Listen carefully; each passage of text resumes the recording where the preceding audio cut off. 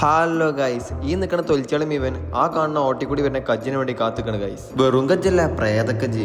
അതെ ഗൈസ്, ഇതൊരു കഫേയാണ് ഗൈസ്. ആരെങ്കിലും കണ്ടാ പറയും ഇത് കഫേയാണെന്നുള്ളത്. ആ പ്രേതക്കജ്ജി കാണാൻ വേണ്ടി ഞാൻ കുറെ കാത്തുന്നു ഗൈസ്. ആ നിൽക്കുന്ന തൊലിച്ചാക്കുള്ള ക്ഷമ ഇക്കില്ലാത്തോണ്ട് ഞാൻ അവിടുന്ന് പോയി ഗൈസ്. അത് കഴിഞ്ഞ് ഞാൻ നേരെ പോയത് ചൈന സ്ട്രീറ്റ് കാണും ഗൈസ്. അവിടെ എത്തിയപ്പോ ശരിക്കും ഞാൻ ഉറക്കത്ത് കണ്ട ചൈന തന്നെ. അങ്ങോട്ട് കയറി ചെല്ലുമ്പോൾ തന്നെ മേലൊക്കെ എന്തൊക്കെ മന്ത്രിച്ചൂതി കണ്ട ഓരോ കുടം തൂക്കിയിട്ടുണ്ട് ഗൈസ്. കുറച്ചേരം അവിടെ അങ്ങനെ ഇളിച്ചാട്ടിക്കണം തൊള്ളിയിലൊക്കെ അങ്ങനെ നടന്നു. ചൈന കണ്ട് അന്തം വിട്ട് നടന്നപ്പോഴാണ് ഒരു കാര്യം ഓർമ്മ വന്നത്. മത്തങ്ങൾക്ക് കണ്ണും മൂക്കും വെച്ചമാരത്ത് ഈ ചങ്ങായി നിങ്ങൾക്ക് ആയിരിക്കുമല്ലോ അറിയാം. അറിയാത്തോലേറ്റ് ഒരു മനുഷ്യന്മാരുണ്ടാവില്ല എന്നറിയാം. പെറ്റിട്ട കുട്ടികൾ വരെ ഓന്റെ പാതന പിൻപറ്റണം. അതെ, നമ്മളെ ട്രെയിനിലൊക്കെ തൊട്ടിട്ട് പോണ നമ്മളെ മറ്റേ ഓക്കെ അനാഷ് അല്ല തമ്പാക്ക് അനാഷ്.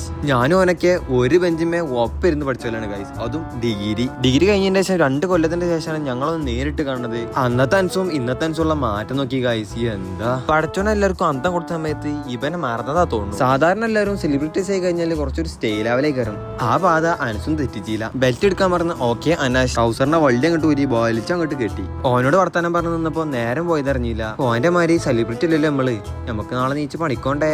അങ്ങനെ ഞാൻ ഓനെ യാത്രയാക്കി, ഓ എന്നെ യാത്രയാക്കി. രണ്ടാളും സലാം പറഞ്ഞങ്ങോട്ട് പിരിഞ്ഞു.